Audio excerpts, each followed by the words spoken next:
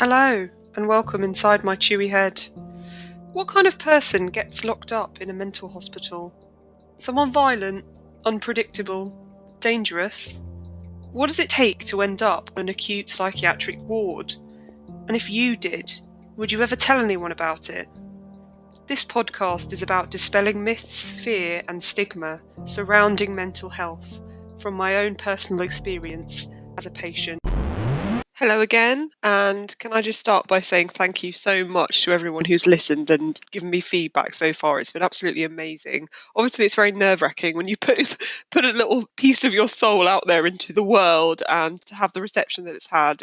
To me, it's been, I'm making it sound like it's, won like a national award or something ridiculous, which obviously it hasn't. But just to know that people are listening and that, potentially even people are getting something from it. I mean, there is nothing better than that, and it almost makes it all worth it. But anyway, let's get on with today's episode, which is all about Stephanie. And I have so much to say about this girl. I'm slightly worried that this episode is going to go on and on and on. So I will try and just get in there with the facts. So Stephanie arrived on the ward just before I left to have my 2-night away leave failure thing. And when she arrived, she kind of landed on the ward. I don't know what time she arrived, but we all knew that she was there because she was sat in the corridor barefoot all day. She wouldn't move. She did move. She kind of bum shuffled from one end of the corridor to the other end. So she started off outside the nurse's door, and then she ended up outside the ladies' area and wouldn't move. And it was obviously very awkward if you're trying to get in, because obviously you'd go in and out all day trying to get things and whatever else. And she would always be outside the door. And I just remember that her feet absolutely stank. Obviously, she was barefoot, and the whole corridor was reeking of smelly feet, which wasn't a great first impression, I have to say. She had bright green hair, and she had loads and loads of festival things on her. And essentially, she was sat there on the floor, and she was laughing to herself. And every so often, she would, and the only way I can think to describe it is glitch. She would literally go, oh, like that, and kind of twitch. And so basically we were all like, who is this person and why is she doing that? And so we kind of put 2 and 2 together and made a very snap judgment on her, which, obviously is a horrendous thing to do, but that's what we did. And we were like, oh, maybe she's been to a festival, taking something, and it's not gone well for her, because she looked like she'd just come off a field of party festival people. And she was also really rude and aggressive towards the staff from the get-go. So I remember overhearing a member of staff come up to her and going, oh, hello there, what's your name? And she was like, I'm not going to tell you my name. Why should I tell you my name? I don't want to tell you my name. And just immediately was very defensive and aggressive like that. And looking back now, it's likely potentially that she was scared, and that was the reason that she was acting how she was acting. But that wasn't how I perceived it at the time, or how other inmates, as I shall call them, perceived her at the time, because it just came across, as I've said, very defensive anyway. And the staff member was like, oh, I'm just trying to make you feel more comfortable, put you at ease.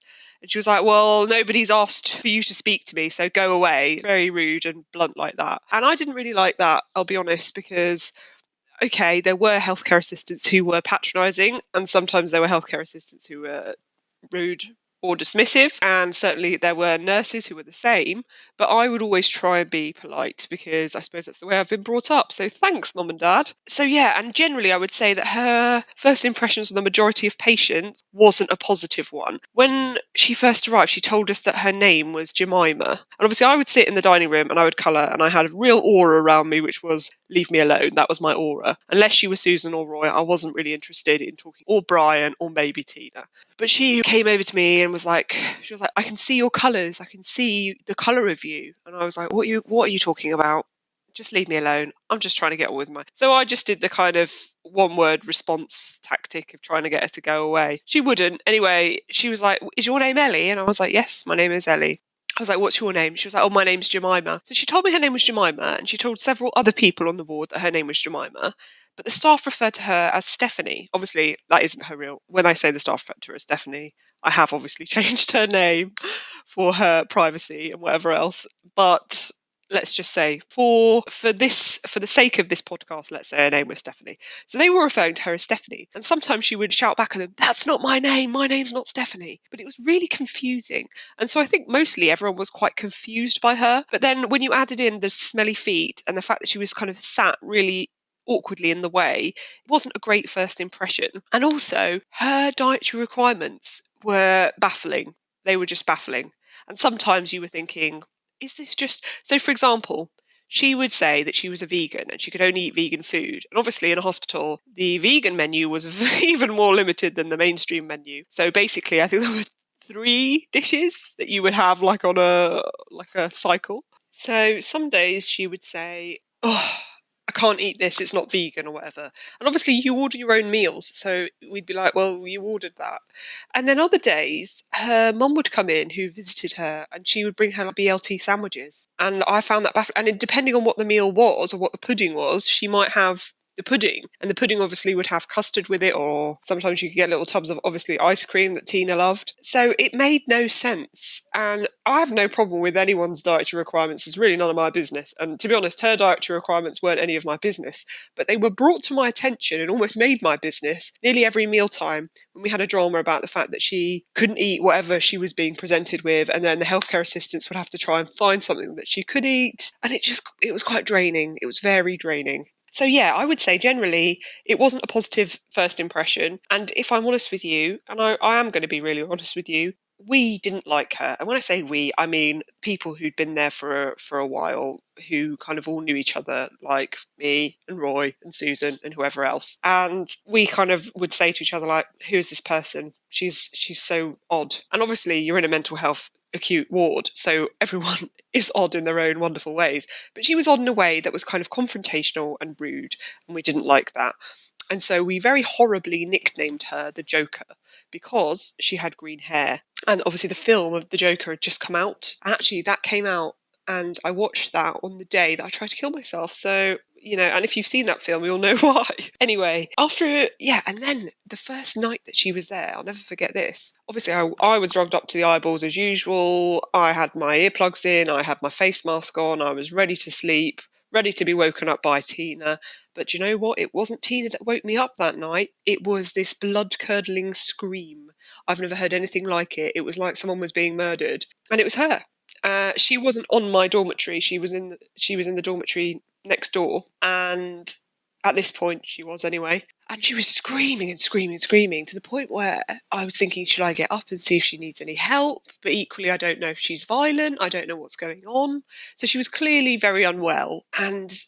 But again, it just kind of added to this whole kind of mystery about this girl. Anyway, after a few days, she kind of calmed down a bit. She stopped sitting in the corridor. She stopped screaming at night, which was great because, then I got a few more hours sleep. And I managed to get a bit more of a sense of her. And she told me that she had been to uni and she'd got to the reception desk where she was checking in and had an episode or something had triggered this psychotic episode or whatever it was that she was going through. She didn't really acknowledge that she had psychosis, I don't think, but as far as I'm concerned, she did have psychosis because she was seeing things that weren't there, and she would always come up to people and talk about the colours that they had and how like they had like bright red eyes or whatever, and how she could tell people's true nature. And to me it was more than just alternative and having an alternative mindset, being into holistic medicine or whatever. It was more that she had a condition. Because, I mean, you can be as quirky as you like and as eccentric as you like, but if you're sat on the floor glitching every few minutes, then you're potentially in need of support and mental help. She also, I look back at the reason that she called herself Jemima, and I think now, because at the time we were quite affronted, like, oh, why is she pretending that her name's a different name? Like, what a weird thing to do. Why would you do that? We're just trying to be friendly. But now I look at it and think maybe she actually thought that was her name. I don't know. So I really lacked compassion for her at the time. Then I lacked compassion for myself, and that's not really a great defense, is it? But that's the one that I have, so I'll go with it.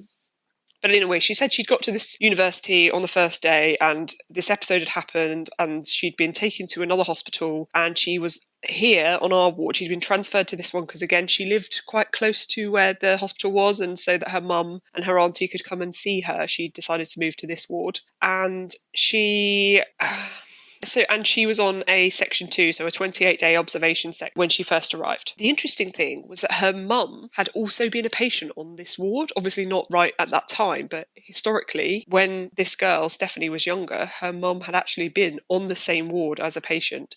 and had been under the same psychiatrist. So that was really interesting, I thought, really interesting. And her mum would come and see her almost every single day, but Stephanie wasn't allowed out because of reasons I'll talk about later. But she had a really, really strained relationship with her mum. It was strange. Sometimes she'd be quite loving towards her, but the majority of the time she would be really horrible to her mum. And I don't mean like not giving her a kiss or a cuddle or whatever, but it was more like her mum would come and she would bring her things, as you might do to someone who's in hospital, like sweets or crisps or magazines or whatever. And she would always be really, really dismissive and ungrateful for those things and be like, oh, why have you brought me this? I didn't ask for this. So she was always very angry towards her mum, but it was like a real underlying, slow burning anger that had probably been building up for a while. And her mum would always be like, oh, what should we do? Should we play a game? Should we play a board game? She was like, no, I don't want to play a board game with you. So literally anything her mum said, her mum could not say anything right. She would jump down her throat and she would say things which were really, and bear in mind that I'm always sat in the dining room colouring away, just getting on with my colouring. And, across the dining room, I'm overhearing these really quite intense conversations where she's saying things like, you're the reason I'm here in the first place. It's your fault. If you hadn't fucked me up when I was a baby, I wouldn't be here. Stuff like that. And I was like, oh, okay, family domestic situation. Probably shouldn't really, but then she would also be like, oh, hi, Ellie, do you want a sweet or whatever? And I'd be like, oh, I don't really want to be involved in this. I'm, quite happy to just be detached and on my own. That's fine by me in hospital. So it was really interesting. And obviously Tina would be hovering around because she'd be looking for those sweets and every so often she would get a sweet. But it was an interesting dynamic to say the least. She became close friends with the saddest man on the ward. And I say the saddest man on the ward, and it isn't really funny because he was clearly very, very depressed. But it said, let's call him Jim. Jim used to come to every mealtime in his pajamas. He'd spend all day in bed pretty much. And he would sit every single mealtime and he would sit on the verge of tears to the point where his chin would be wobbling and tears would be brimming in his eyes and you could see he was about to go any minute. And I know that's not funny, but when this man is looking at a plate of, I don't know, sausage and mash or Sunday roast and he's like brimming with tears and he's about to cry, and by the way, in the meantime, in the corner, Bill's over there talking about men with doors and balls and all sorts of things. And Roger, who I haven't done an episode on yet, is shouting out, call me Paddy Mohammed or whatever. It was quite funny to have that as a contrast. And I just found it interesting that he, of all the people, was the one that she chose to befriend. But that friendship did absolute wonders for him. And this man, I wouldn't say he was a zombie because he did obviously interact with her and they started doing puzzles together and he slowly, gradually started to wear clothes, which was a good indicator, and they started allowing him out and he was eventually allowed to leave. And then he would actually come back to the ward to visit her. And then she was told off about that because she wasn't supposed to be in contact with ex-patients or something along those lines, or it wasn't appropriate. So she got in trouble for that. But then again, she got in trouble a lot. She was absolutely hated by quite a lot of the staff members, mostly because she was rude, but also because she did not want to be cooperative in any way, shape, or form regarding her care. So she would refuse her medication all the time. She would. So, as I say, if you had to queue for your medication at certain times of the day. And if you didn't, they would get you out of bed or wherever you were to make you go and do that. Equally, once a week, as I've said, you had a ward round where you were to attend that ward round. She would refuse to attend it. And later on, because when I came back from being out of hospital for 2 nights, I came back and although I still had a bed on the ward, it wasn't the same bed because that bed had been filled by another patient. And so I now had a bed on the ward, the dormitory with her. And I was like, oh, brilliant, because I'm not going to lie to you, her feet never did get washed, or it smelt like they never got washed. So I had this really strong scent of feet, constantly awful. But anyway, so sometimes I would be like chilling on my bed, reading, or I don't know, lying there thinking, God, I wish I was dead, or planning to kill myself, twisting a sheet into a noose, something like that, keeping myself busy as you do. And I would overhear these conversations where, because she had really odd sleeping patterns, so she would sleep in, she never ever went to breakfast, or sometimes she went to lunch, but not really, she would be asleep, because because she'd be up all night and she'd be in and out, in and out, in and out of the ladies' area. And she'd be like eating in her bed and playing music and generally just being, again, quite disrespectful to anybody who was trying to sleep, because there were obviously 5 of us trying to sleep and then there would be her. But whatever, I just wanted an easy life, or no life actually. So I didn't really care that much and I was on meds. So I did sleep most of the time. Anyway, but she would be asleep in the mornings, which is generally when the ward rounds were. So a healthcare assistant would come through and they'd be like, Stephanie, you need to get up now. The doctor's waiting for you. And she'd be like, why do I need to get up? And they were like, because you need to come to a ward round. She was like, no, I'm not coming to that. And they'd be like, no, you have to come to the ward round. You cannot not come to your ward round. It's about you. It's about your care and about your stay. And she was like, well, I'm not interested in it and I'm not going. And it would just be really like a massive standoff, and she would get progressively ruder and more dismissive, and they would get progressively more stressed because she would have to be at this ward round. So generally she was quite confrontational.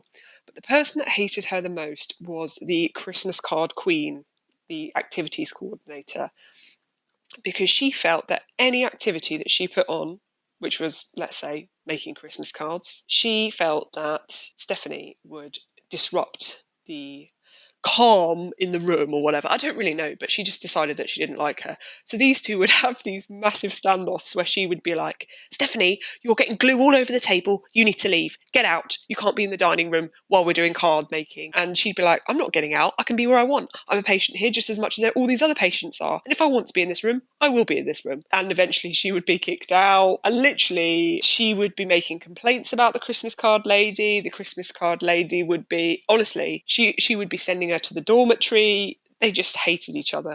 And it was always quite entertaining to watch that kind of go off, which it did quite a lot. But as a result of the way that she refused to engage with staff, she was moved from, when her Section 2 ended, she was moved to a Section 3. And the reason that she was moved to a Section 3, which, just to remind you, Section 2 is 28 days, Section 3 is 6 months. Up to 6 months. They can release you earlier than that, but they have the power to keep you for 6 months. And another reason why she was moved to a Section 3, other than the fact that she'd passed her 28-day mark, was because she was refusing medication. And if you're on a Section 3, the doctor will have the power, if they want to force you to take your medication. So they will physically hold you down and inject you with medication. Now, this is only possible with certain drugs, because not all drugs come in a liquid form that you can just hypodermic needle into someone's thigh. So for me, if I'd refused my medication, they wouldn't have been able to do anything about that. Maybe they could have crushed it up in my food. I don't really know. I did refuse one time. That was when they'd upped my dose again, and I said, there's no point in this. And I refused that one time. But generally, I was all right with that. Although I think that actually contributed to me getting sectioned as well. So if you are in hospital, my advice is cooperate, because you have a much easier time of it. If you get a Section 3, you're actually not just disadvantaged in a hospital setting because you have no control over how much freedom you have, but you're also disadvantaged in terms of when you leave hospital, because you are actually banned from entering certain countries. So you can't go to America for 8 years. You can't go to Australia again for 8 years. I think China as well. So it's really quite detrimental to your future plans that you might have, because it prevents you from travelling. I don't know if you have to declare it on job forms. I mean, that shouldn't be the case, but the reality is there is still a stigma about mental health, and quite possibly it could limit that. I don't know exactly. Again, I think it might show up for things like mortgages, stuff like that. It's not good. It doesn't look good on your records, which is horrendous that that's the case, but that is the truth. So it wasn't great that she was on a Section 3, and she was still there when I left. She was still in hospital. As time went on, other people obviously left. People were always leaving, apart from me and her. And we had that in common. And so we became kind of friendly-ish.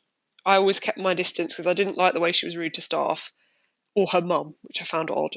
But, for an easy life and the fact I was sharing a dormitory with her, I tried to be friendly-ish. And I remember one time, it was quite funny, there was some building work being done on another part of the hospital, whatever, but there were builders on the roof, and we were on the first floor, sorry. And so these builders were literally outside the window of the dining room. And so we were basically trying to freak these builders out, and it was just funny because we were like pulling faces and like closing the curtain, just being really stupid and silly and immature, but it was hilarious, and the builders were definitely freaked out because they obviously knew that we were in the psychiatric unit. So we thought, yeah, we'll play up to that role, that's absolutely fine. So we did. And it was quite funny. But essentially, I thought she was quite a sad case because, as I say, she was still there. She was still refusing. She was still fighting the system all the way up until I left. And for all I know, she could still be in that hospital right now because I don't know if her 6 months. But again, like if you get to the end of 6 months on a Section 3 and they don't think you're fit to release, they will just extend it. They can do that. And I remember her having to negotiate her freedom. So she smoked. So she had negotiated with the doctor that she could be allowed out for, I think, 2 10-minute breaks a day, just downstairs with obviously a member of staff. But that was it. That was all the time that she got off the ward. And when you think about what that does to your mental health, to literally be allowed out for 10 minutes at a time, twice a day, I mean, that can't be good for you, can it? So I felt for her, but also I recognised that she was kind of the architect of her own destruction. And I have to say that the hygiene situation was not great. I had always enjoyed a bath in the hospital. That was one of my things that I did to pass the time, as I've said. And I remember one occasion where she actually did have a bath because she would really smell. And I mean that, I mean, you can't really put that kindly, can you? She did. She smelled. She didn't really wash as often as she needed to wash. And she basically had had a bath. And I went in to have a bath after her. And the bath was black. And I'm not exaggerating here. It was literally black. And obviously she drained the bath, but there was like this horrible residue. I was just like, what the hell even is that? Like, what would make the bath black? I mean, I've, I'm sure we've all been in situations where we're dirtier than we normally are, but I've never come out of a bath and the whole bath be black. And I actually had to ask I said, sorry to interrupt you, to a healthcare assistant, could I have some cleaning materials, please? This bath needs cleaning. And they were like, oh no, you're not allowed to clean it. So they had to clean this bath for me before I could use it. And I felt awful about that. But yeah, so it was just things like that. And she would just do things which you were like, so she had this weird obsession. I shouldn't say weird because that's judgmental, but she was obsessed with dolls, like children's dolls. And bear in mind that she was obviously a university student. So she was 19, 20, obsessed with dolls, obsessed with anything like pretty and pink and whatever, which kind of was a contrast to the fact that she had green hair and lots of festival wristbands and was kind of like that sort of alternative, rocky sort of persona. But then loved all these dolls, and she'd buy them from the hospital shop on her cigarette breaks, and she just had all of these dolls clustered around everywhere. And she got in trouble because she wasn't keeping her area tidy enough, and she was like, it's my area, I can do what I like with it. But it was an absolute pigsty, and the cleaners struggled to clean around her area, and she would eat in bed and in the middle of the night.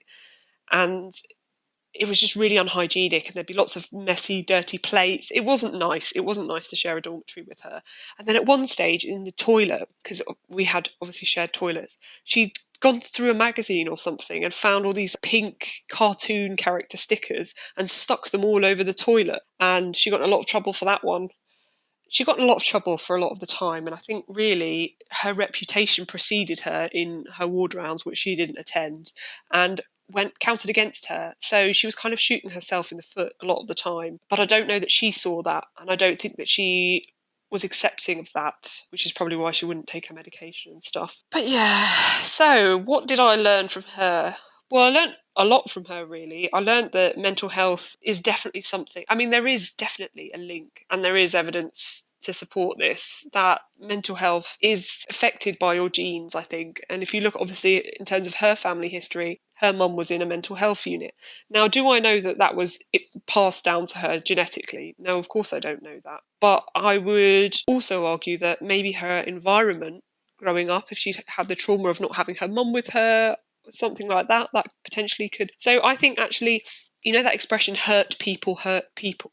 Well, perhaps mentally unwell people, they're not solely responsible for, I'm not saying her mum's to blame for the reason that she ended up in a psychiatric unit, but I think it would be fair to say that her childhood and her early memories affected who she became in later life, and therefore potentially contributed to her ending up in a psychiatric unit. I think that's only fair to say.